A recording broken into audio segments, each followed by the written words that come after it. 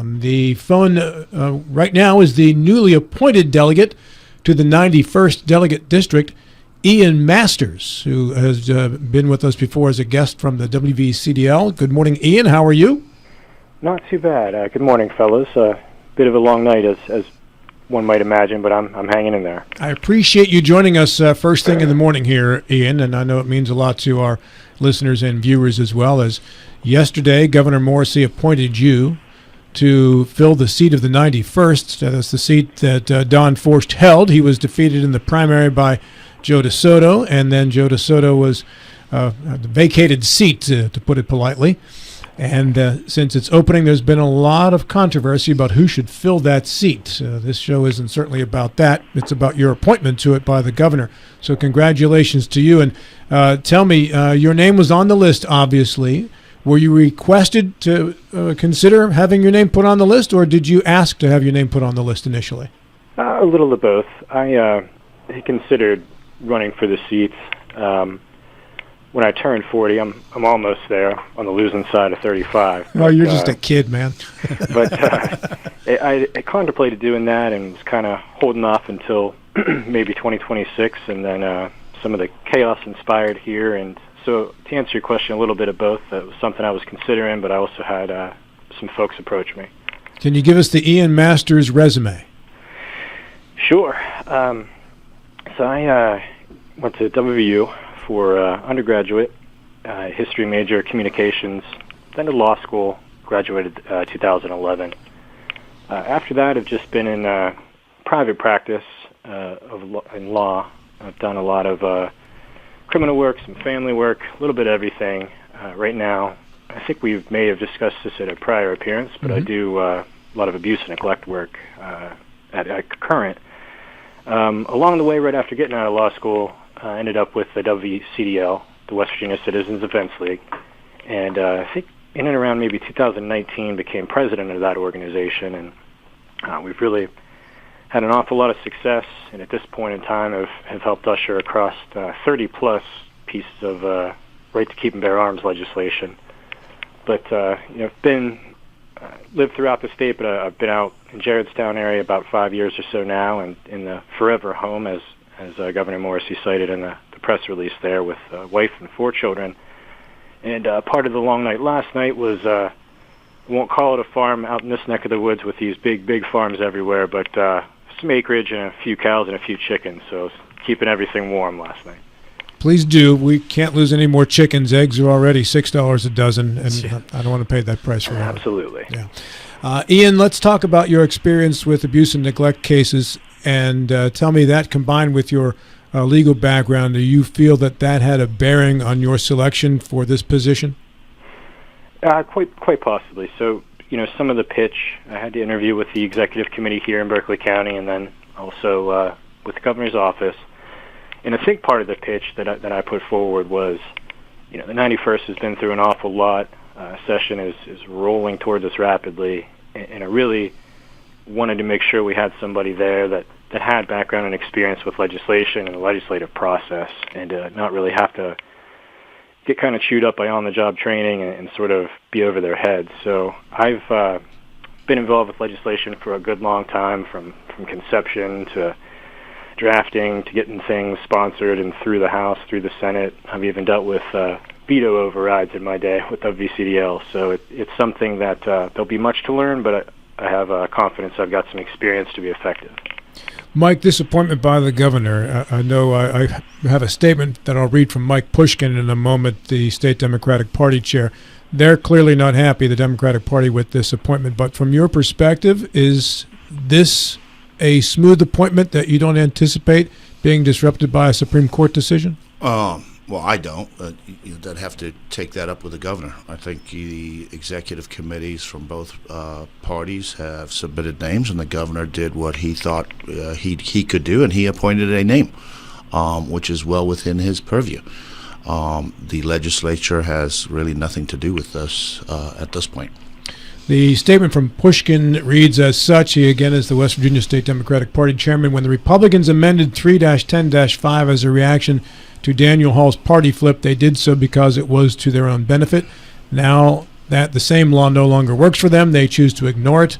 I'm disappointed but hardly surprised. They ignored the Constitution when they created the vacancy, and now they ignore their own law when they attempt to fill it. We look forward to a review by the West Virginia Supreme Court. Do you have any indication that this will indeed go to the Supreme Court and be decided by them? I mean, it's got nothing to do with us as a legislature. This is up to the court system. The governor did his job and appointed a name, which he has the right to do. He doesn't have to take a name from the ones that they suggest. He can clearly appoint anybody he wishes, and it comes down to that, whether it's a Republican seat or a Democrat seat. I'm not a lawyer, so I don't really have too much insight into it. Ian, do you have any political opinion on this? Sorry, not political, so legal opinion on this one way or the other? Yeah, I've been asked this question, and I kind of fall back. There's times even when practicing law where we try to reach agreement, and if we don't, I often say, okay, that's why we've got judges, that's why we've got a court. So it likely will have some level of review. I think you guys have hashed out on this program pretty well the circumstance. There is a bit of a distinction from the circumstance back when Senator Hall was sworn in and then moved on to other pastures. So it may have review at some point in time, but I think as far as the governor's position is that he gets the petition from the legislature saying that this vacancy exists and the reasons for it, and then makes a selection to fill a vacancy. So we will ultimately see how it shakes out. It maybe isn't the smoothest circumstance to slide into the legislature, but again, I have some confidence that be able to sort of keep the distractions aside if sworn in and put in place. David Valente. Yeah, so what are your three biggest priorities coming to the legislature? I know you just got picked, but what are you really focusing on as you head to Charleston in a couple weeks? Sure. First and foremost is to kind of get acclimated, of course, and try to see what kind of committees I'd be placed on, and making sure we're building relationships and trying to get effective and settled in. I clearly am always going to be and remain a Second Amendment advocate. But really, there are certain challenges over in this neck of the woods. We've talked often about locality pay or these balances. Back to the agriculture stuff of balancing agriculture and growth and these types of things. I will not be able to answer the question as perfectly as I could have if I had a campaign under my belt and time to draft legislation directly on issues. But I'm familiar with the challenges and the promise of this area, and looking forward to try to do the best work I can for the people of the 91st and to try to put some of this chaos behind us. Are you going to maintain your position with the WBCDL, or are you going to pass that on and continue your work as a legislator? I will be passing on. We have a lot of succession planning in place and everything, and it will be in good hands, and they will, have their lobby day on President's Day and hopefully continue to add to the legislative success that they have had. Ian, let's talk about your background and how it could affect or benefit legislation in West Virginia, and that has to do with abuse and neglect cases, which we have way too many of them. You could say if you have one, you have way too many, but from a practical standpoint, the state has way too many of these situations. I'm not going to ask you to tell me how to solve the problem because it's too complex to be solved in a 25-minute interview, but how can we at least lessen the problem in West Virginia? Well, to be just very clear, an awful lot of these cases, not all of them, but an awful lot of these cases stem from substance abuse issues. That of course is a conundrum the legislature has wrestled with for a good long time. We also, I think, need to be trying to have more folks in that process. I know when we talk about things like locality pay and whatnot, we have very high turnover with folks who work those cases within the system. We also need more attorneys, as has been discussed, to really work those things. The amount of the cases that exist is truly overwhelming, and a point of despair for me. I wish again that there wasn't as many of them that exist, but really, if there are policy thoughts on that, and that would certainly be something I would be examining, because it's a real crisis and a real problem in the state. We learned during this, indeed the availability of the 91st seat, that magistrates in West Virginia cannot order a mental health screening. That has to go to the circuit judge to do that, and that seemed like one of those laws that was, why is that in place? That's the magistrate is the first line of defense in these situations here. So this is something that I think that the legislature will tackle in this upcoming session, hopefully. Yes, sir. In the situation of the work that you do, is there something that most of us who are not intricately familiar with these abuse and neglect cases, is there something that you do that you can identify as something the legislature could do or pass to help the process along for abuse and neglect cases?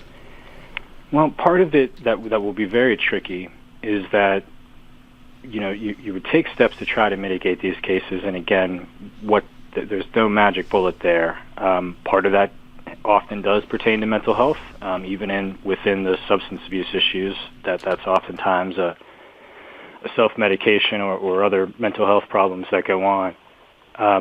But one of the things that would be tricky to balance is, we don't have a tremendous amount of resources to bring to bear once the cases are originated, right? We maybe lack certain service ends of things, or we have big backlogs where things are happening. And I hate to, all of these cases are serious, but like anything else, be it medical or anything else, they sometimes could possibly be triaged to where we've got kind of lower issues versus more severe and complex ones. But really, if these backlogs of services and resources were available, we could try to adjust the cases we do have better. The goal, of course, clearly, if policy could be arrived at to address the thing, is really to try to limit the cases and try to stop these issues before they reach a court. Mike, you've had some intimate knowledge with the system going along the line in regards to some scenarios that you've had to deal with. Is there something obvious that could be done legislatively that would help these processes along? Nothing obvious. I think Darrell Schultz right. The magistrate being able to order a mental health exam, I think that's something that we've identified. I have submitted some legislation for that. But switching gears just a little bit, welcome to the team, Ian. I'm looking forward to working with you over the next 2 years. I think the governor's decision will stand up in court. I do believe that. I think the Republicans did the right thing by vacating the seat and how he did it. So I stand behind that. What committees do you want to work on, and where do you feel you could really help impact the EP and the 91st District? Well, the primary area there that I'm most familiar with, that I've spent a lot of time haunting the halls, is in judiciary. I think that's a spot that I really know the ropes at and would hope could find myself there. Again, I have interest in agriculture and things of that nature out here, but I think judiciary would really be a place I could kind of really roll the sleeves up and get to work. Mr. Valente. Yeah. So, what are you going to bring to bear? Because you do work with abuse cases. What about the foster care system within the state of West Virginia? What are your thoughts on that? Again, part of the stresses and strains and shortcomings of all of these systems is just simply how overloaded they are. The foster care system is something that has had a lot of legislative discussion, and hopefully there's some policy to examine on that circumstance. But really, if I could paint the picture, I mean, from top to bottom, from the caseworkers, from the service providers to the attorneys, the system is just entirely overloaded, and I think it is part of the reason why we see, the difficulties, or by the time the public kind of sees shortcomings in certain areas, it's really a result of the overload there. But we absolutely we're always have sort of a shortage of folks willing to provide those services. I know we have foster parents that I deal with in cases that have children placed there with multiple different cases. We need to try to get more of those folks able to be involved, or whatever supports are necessary. Again, of course, if possible, the goal would be to kind of obviate the need for more of them by trying to preclude some of these cases, or get something in place policy-wise that would try to limit the strain and the issues we're having. So, Ian, you talk about the overload. Is the overload that we don't have enough caseworkers, that we don't pay enough to caseworkers to draw them into the field? Is it the lawyers, or just that society is gone this direction? We have so many more cases than we used to. Can you get all into that? All of the above. All of it. They're always, and I am in these cases in Jefferson and Berkeley, and on occasion out in Morgan County, and we're always scrambling for caseworkers. Sometimes you get high turnover even while you're trying to work a case. It's not exactly a sexy job, if you will. 100%. I was going to mention it's hard to sort of wave around and try to pull people into this line of work and these things. So it's tricky. But it's something that we've been making an effort with the bar, at least, to try to get more attorneys involved in these cases. I certainly have seen some fresh faces over the last few months. But really, from top to bottom, it's a moment where we don't really we do have a shortage of folks willing to work that area. And we have a shortage of families that are willing to house these children or teenagers or youth because of the background. And it's a tough situation to do, especially if let's say you foster care a 1-year-old and you have them for 2 years and you've got to give them back to a family. That can Absolutely. be very, very taxing on a family. It certainly is, and taxing is a fine way to describe that entire realm. It's an emotional and difficult circumstance. Ian Masters, our guest here on the program, appointed by the governor to the 91st District Delegate seat. Ian, is there something else you have to do next to make this official? Well, given the debate of the prior delegate not officially being sworn in and seated, I think swearing in would need to take place. And then again, as I noted, we'll probably have some sort of review at some point in time. That kind of litigation is all out there pending, but I'm ready to go. Whatever twists and turns happen, duty calls, I will roll up the sleeves and try to get to work. Mike, any idea when a swearing in is going to take place? He can do it immediately. He can go down anytime he wants and get sworn in by the clerk or by a Supreme Court justice. Ian, you did miss freshman caucus last night, so you do have one check mark against you. One demerit? Yeah, sorry. Yeah. Ian, when do you specifically plan on driving there and getting the swearing in done? Well, it's been a bit of a whirlwind, Rob, but I'm certainly working on doing that sooner than later. By the start of next week? I believe that will work out. All right. Ian, thank you very much. I appreciate your time this morning. Do you have any final thoughts or comments? Just quickly again to the folks in the 91st, myself among them, we've been through kind of a pretty bizarre and kind of trying circumstance, but my hope would be, and again, there's still litigation looming around, but if put in place and sworn in to try to get to work on the best interest for the state, this Panhandle, and the 91st itself. And I think South Berkeley certainly deserves that. A lot of promise, a lot of challenges, and I certainly hope to lend any talents I have to try to address that. Ian, thank you. Appreciate your time this morning very much. You carving out this segment of your morning for us, and appreciate the previous interviews we've done with you. I've always found you to be a well-thought person as you have discussed some issues with us in the past, so good for you. Thank you, sir. Thank you, gentlemen. I appreciate you having me on this morning. Thank you. Ian Masters, newly appointed at the 91st. The other names on the list, Mike Hornby? I believe it was Ken Mattson and Tammy Hess. Now, a lot of people will talk about, they should have appointed the person that got second. That's just not the process. You got to go in front of an executive committee. I believe the Democrats had 3 names that they did too. I think John Hardy was part of that selection process. I believe it was an extensive interview, and they picked the 3 names and they sent it to the governor, and the governor gets to pick whichever one he wants. The three Democrats were David Michaels, Stephen Willingham, and Timothy Lee. Timothy was Inwood. David Michaels and Stephen Willingham were Hedgesville addresses. So I guess the important thing to understand here is that once the elections are over, they have no bearing on future appointments.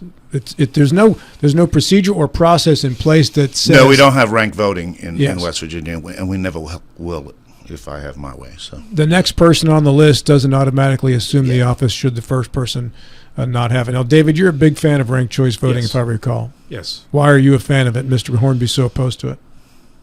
I think that it gives people the ability to vote for who they want to. That's part of it.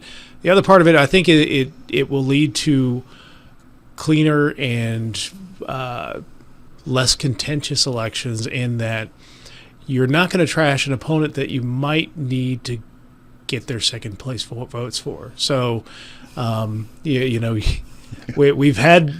actually had a ranked choice voting where I think it was New York City, the mayor's election, where two candidates came out and said, hey, if you can't vote for me, vote for this guy. It would be nice. It'd be nice to have elections where we're actually talking about the issues rather than trying to tear each other down. And I just think if you're going to base any kind of voting on New York or California, we're going down the wrong route. That's how California turned so blue, because it was of ranked choice Oh, it was voting. blue well before ranked choice But voting. we've had Arnold Schwarzenegger won California as a Republican, so it's. I think it's fundamentally wrong, because now you can have two people running against one, and it's just, for me, I'm not. Ask the average buy it. Republican what they think of Arnold Schwarzenegger, though. I mean, I was there. I thought he was great. I was a Republican. Still are. Still am. I'm a Trumper, baby. Maybe you could bring up ranked choice voting as one of your issues for us here today. Kill it. The Democrats do plan on appealing this to the Supreme Court and trying to get a ruling there. It'll be interesting to see how this ends. But if the governor is not bound by the party when he picks the names, in this particular case he being Patrick Morrisey, I'm not sure if there's enough there.